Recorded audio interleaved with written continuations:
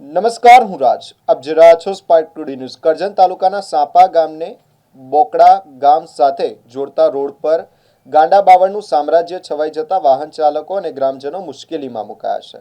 દિલ્હી મુંબઈ એક્સપ્રેસવેના બ્રિજથી બોકડા તરફ જતા માર્ગની બંને બાજુએ ગાંડા બાવળના ઝાડ ઘનિષ્ઠ રીતે ફેલાઈ ગયા છે, જેના કારણે રોડ સાંકડો બન્યો છે. ખાસ કરીને બ્રિજ નીચેના તીવ્ર વળાંક પાસે બાવળના ઝાડ રસ્તા સુધી ફેલાઈ જતા સામેથી આવતા વાહનો દેખાતા નથી, જેના કારણે અકસ્માતનો ભય સતત સતાવી રહ્યો છે. સ્થાનિકોનો આક્ષેપ છે કે માર્ગ અને મકાન વિભાગ તેમજ હાઈવે ઓથોરિટી વચ્ચે જવાબદારી નક્કી ન થતા સમસ્યાનો ઉકેલ આવતો નથી. ગ્રામજનોનું કહેવું છે કે બંને વિભાગોની સરહદી વિવાદોમાં સામાન્ય લોકો પીસાઈ રહ્યા છે.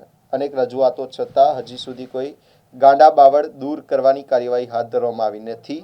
સ્થાનિકોએ તાત્કાલિક ઝાડ ઝાખરા દૂર કરી માર્ગને સુરક્ષિત બનાવવા તંત્ર સમક્ષ માંગ ઉઠાવી છે. અત્યારે અમે છે ને આ જે સ્થળ છે તે બોલકા સાપા રોડ છે ને એક્સેસ હાઈવે જે છે દિલ્હી મુંબઈ એનો બ્રિજ છે. આ બોલકાથી સાપાનો હવે બ્રિજ ઉતરતા બોલકા ભણી આ બાવળિયા જે ગલ બાવળિયા કહીએ છે એ બાજુમાંથી નીકળી સીધા રોડ પર આવી ગયેલા છે ને કાળું થઈને એક્સિડન્ટ થવાનો ભય છે.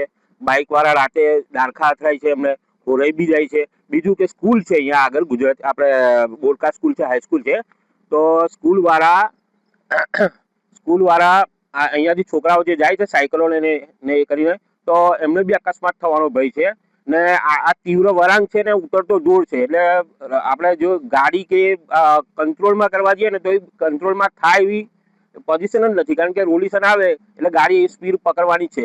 ને બીજું કે આ જે રોડ છે ને એ આપણે પીડબ્લ્યુડી અને હાઈવે ઓથોરિટી એ બંને એકબીજાની જવાબદારી લેવા તૈયાર નથી કે અમારા એમાં નથી આવતું એટલે સાફ કરવા તૈયાર નથી. પણ ખરેખર આ રોડ આ જે તમે બોર્ડર જોઈ શકો છો આ હાઈવે ઓથોરિટીમાં જ આવે છે, એટલે હાઈવે ઓથોરિટી વાળાને જ આ વસ્તુ કરવી પડે. એટલે કાલ ઉઠીને કંઈ બી થશે તો હાઈવે ઓથોરિટી વાળાની જવાબદારી રહેશે.